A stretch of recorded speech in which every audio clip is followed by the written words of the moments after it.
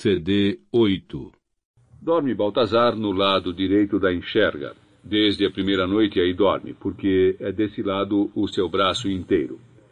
E, ao voltar-se para Blimunda, pode com ele cingi-la contra si, correr-lhe os dedos desde a nuca até a cintura, mais abaixo ainda se os sentidos de um e do outro despertaram no calor do sono e na representação do sonho, ou, já acordadíssimos iam quando se deitaram, que este casal, ilegítimo por sua própria vontade, não sacramentado na igreja, cuida pouco de regras e respeitos.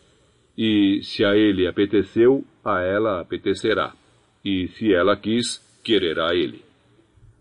Talvez ande por aqui obra de outro mais secreto sacramento, a cruz e o sinal feitos e traçados com o sangue da virgindade rasgada, quando, à luz amarela do candil, estando ambos deitados de costas, repousando, e, por primeira infração aos usos, nus como suas mães os tinham parido, Blimunda recolheu da enxerga entre as pernas o vivíssimo sangue, e nessa espécie comungaram, se não é heresia dizê-lo, ou maior ainda tê-lo feito.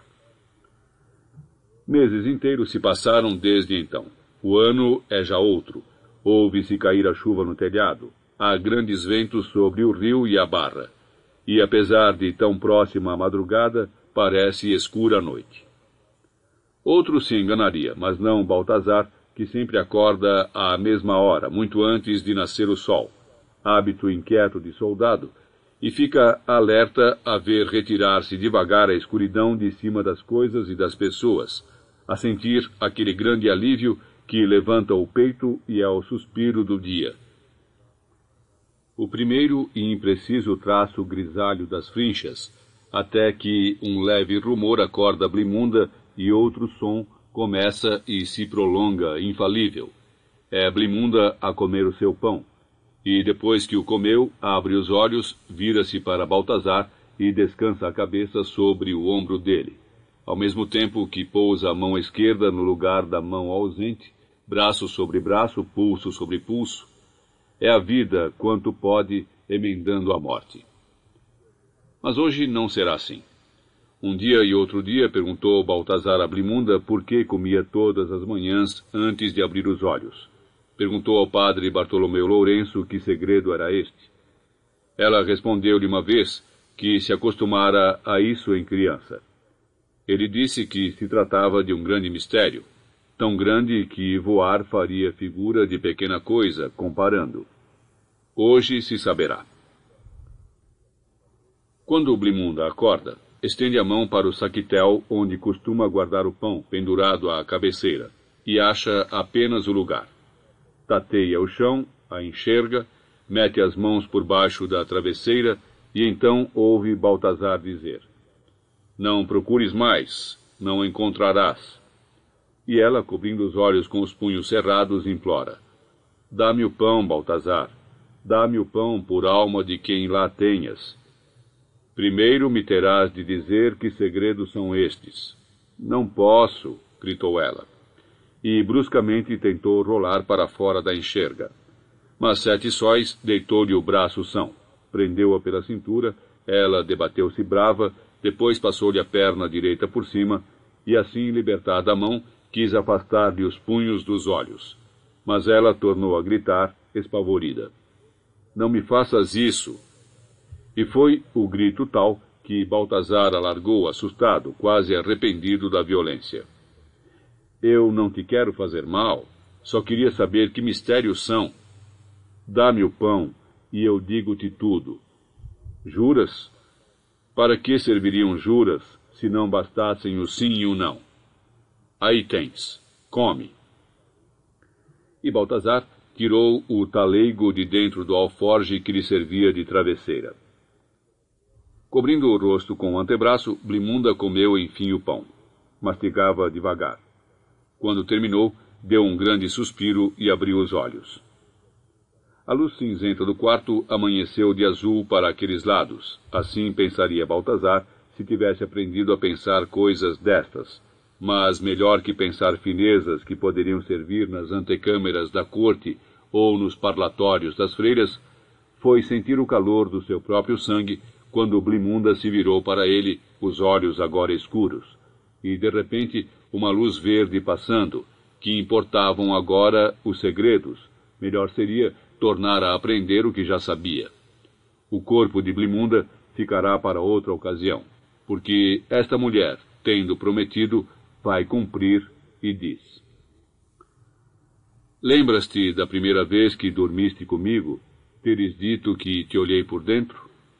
Lembro-me. Não sabias o que estavas a dizer, nem soubeste o que estavas a ouvir quando eu te disse que nunca te olharia por dentro. Baltazar não teve tempo de responder. Ainda procurava o sentido das palavras, e outras já se ouviam no quarto incríveis. Eu posso olhar por dentro das pessoas. Sete Sóis soergueu-se na enxerga, incrédulo e também inquieto. Estás a mangar comigo. Ninguém pode olhar por dentro das pessoas. Eu posso. Não acredito. Primeiro quiseste saber. Não descansavas enquanto não soubesses. Agora já sabes e dizes que não acreditas. Antes assim, mas daqui para o futuro não me tires o pão. Só acredito se fores capazes de dizer o que está dentro de mim agora. Não vejo se não estiver em jejum. Além disso, fiz promessa de que a ti nunca te veria por dentro. Torno a dizer que estás a mangar comigo, e eu torno a dizer que é verdade. Como hei de ter a certeza? Amanhã não comerei quando acordar. Sairemos depois de casa, e eu vou te dizer o que vir. Mas para ti nunca olharei, nem te porás na minha frente. Queres assim? Quero, respondeu Baltazar. Mas diz-me que mistério é este? Como foi que te veio esse poder, se não estás a enganar-me? Amanhã saberás que falo verdade. E não tens medo do santo ofício? Por muito menos tem outros pagado. O meu dom não é heresia, nem é feitiçaria. Os meus olhos são naturais. Mas a tua mãe foi açoitada e degredada por ter visões e revelações. Aprendeste com ela? Não é a mesma coisa. Eu só vejo o que está no mundo. Não vejo o que é de fora dele, céu ou inferno. Não digo rezas. Não faço passes de mão. Só vejo. Mas persignaste com o teu sangue e fizeste-me com ele uma cruz no peito. Se isso não é feitiçaria. Sangue de virgindade é água de batismo. Soube que o era quando me rompeste, e quando o senti correr, adivinhei os gestos. Que poder é esse teu? Vejo o que está dentro dos corpos, e às vezes o que está no interior da terra. Vejo o que está por baixo da pele, e às vezes mesmo por baixo das roupas. Mas só vejo quando estou em jejum. Perco o dom quando muda o quarto da lua, mas volta logo a seguir. Quem me dera que o não tivesse. Por quê? Porque o que a pele esconde nunca é bom de ver-se. Mesmo a alma, já viste a alma? Nunca a vi. Talvez a alma não esteja afinal dentro do corpo. Não sei, nunca a vi. Será porque não se possa ver? Será. E agora larga-me. Tira a perna de cima de mim que me quero levantar. Durante todo esse dia, Baltazar duvidou se tivera tal conversa ou se a sonhara, ou se simplesmente estivera num sonho de Blimunda. Olhava os grandes animais suspensos dos ganchos de ferro antes de serem esquartejados. Esforçava os olhos, mas não via mais que a carne opaca, esfolada ou lívida. E quando os pedaços e as postas se espalhavam nas bancadas ou eram atirados para os pratos das balanças, compreendia que o poder de Blimunda tinha mais de condenação que de prêmio, porque o interior destes animais não era realmente um gosto para a vista, como não o seria o das pessoas que veem a carne, nem o das que a vendem, ou cortam, ou carregam, que é o ofício de Baltazar.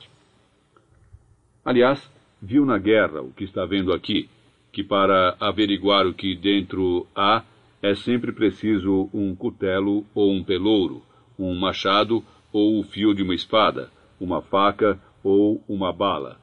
Então se rasga a frágil pele, ainda mais dorida virgindade, os ossos aparecem, e as tripas, e com este sangue não vale a pena benzer-nos, porque não é de vida, sim de morte.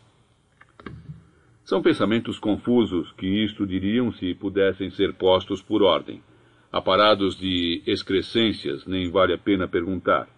Em que estás a pensar, sete sóis? Porque ele responderia, julgando dizer a verdade. Em nada.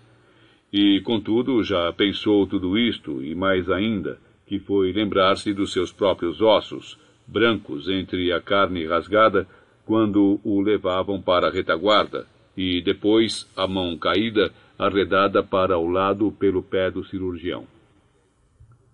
Venha outro, e aquele que aí vinha, coitado, bem pior iria ficar, se escapasse com vida sem as duas pernas.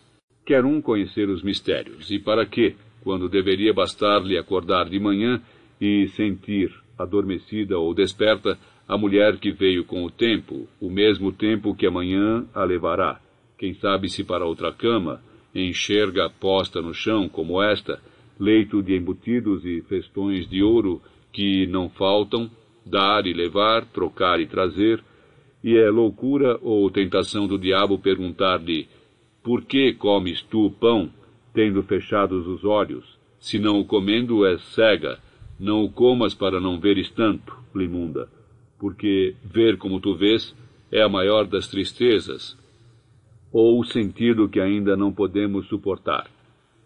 E tu, Baltazar, em que pensas? Em nada, não penso em nada, nem sei se alguma vez pensei alguma coisa. Sete sóis, arrasta para aqui essa manta de toucinho. Não dormiu ele, ela não dormiu. Amanheceu e não se levantaram. Baltazar apenas para comer uns torresmos frios e beber um púcaro de vinho, mas depois tornou a deitar-se. Blimunda quieta, de olhos fechados, alargando o tempo do jejum para se lhe aguçarem as lancetas dos olhos, estiletes finíssimos quando enfim saírem para a luz do sol, porque este é o dia de ver, não o de olhar, que esse pouco é o que fazem os que, olhos tendo, são outra qualidade de cegos. Passou a manhã, foi hora de jantar, que é este o nome da refeição do meio-dia, não esqueçamos, e enfim, levanta-se Blimunda, descidas as pálpebras, faz Baltazar a sua segunda refeição, ela, para ver, não come, ele nem assim veria, e depois saem de casa. O dia está tão sossegado que nem parece próprio para estes acontecimentos. Blimunda vai à frente, Baltazar atrás, para que não o veja ela, para que saiba ele o que ela vê quando lhe disser. Isto lhe diz. A mulher que está sentada no degrau daquela porta tem na barriga um filho varão, mas o menino leva 2 voltas de cordão enroladas ao pescoço. Tanto pode viver como morrer. A sabê-lo não chego. E este chão que pisamos tem por cima barro encarnado, por baixo areia branca, depois areia preta, depois pedra cascalha, pedra granita no mais fundo. E nela há um grande buraco cheio de água com o esqueleto de um peixe maior que o meu tamanho. E este velho que passa está como eu estou, de estômago vazio. Mas vai-se-lhe a vista, é o contrário de mim. E aquele homem novo que me olhou tem o seu membro de homem apodrecido de venéreo, purgando como uma bica, enrolado em trapos, e apesar disso sorri. É a sua vaidade de homem que o faz olhar e sorrir. Provera que não tenhas tu destas vaidades, Baltazar, e sempre te aproximes de mim limpo. E ali vai um frade que leva nas tripas uma bicha solitária que ele tem de sustentar comendo por 2 ou 3. Por 2 ou 3 comeria mesmo que a não tivesse. E agora vê aqueles homens e aquelas mulheres ajoelhados diante do nicho de São Crispim. O que tu podes ver são persignações. O que tu podes ouvir são pancadas no peito, e as bofetadas que por penitência dão uns nos outros e a si próprios. Mas eu vejo sacos de excrementos e de vermes, e ali uma nascida que vai estrangular a garganta daquele homem. Não o sabe ele ainda, amanhã saberá, e será tão tarde como já é hoje, porque é sem remédio. E como hei de eu acreditar que tudo isso é verdade, se tu vais explicando coisas que eu não posso ver com os meus olhos? Perguntou Baltazar, e Blimunda respondeu: Faze com o teu espigão um buraco naquele lugar, e encontrarás uma moeda de prata. E Baltazar fez o buraco e encontrou.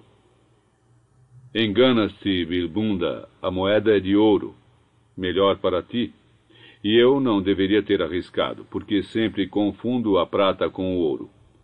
Mas, em ser moeda e valiosa, acertei. Que mais queres?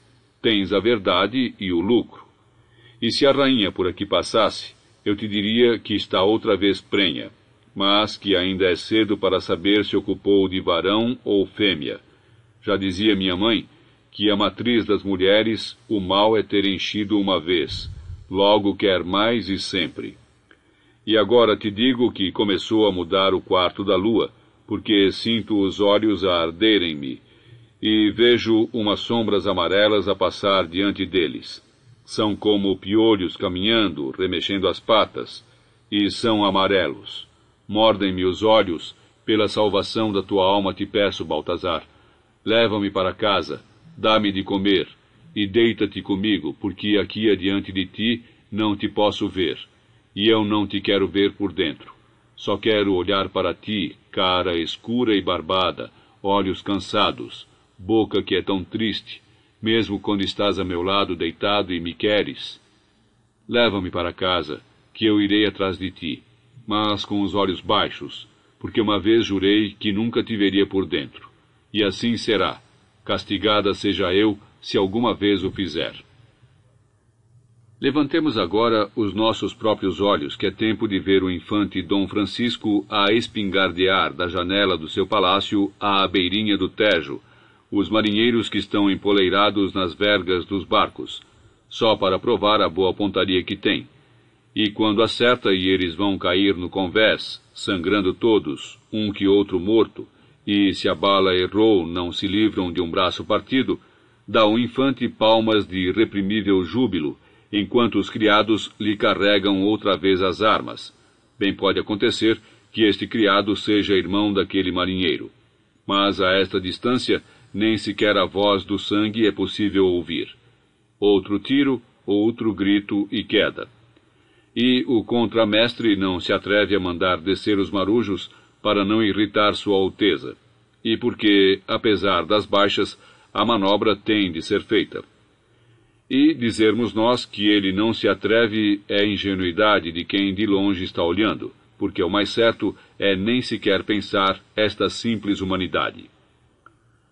Lá está aquele filho da puta a dar tiros nos meus marinheiros que vão para o mar a descobrir a Índia descoberta ou o Brasil encontrado, e em vez disso dá ordem para que venham lavar o convés.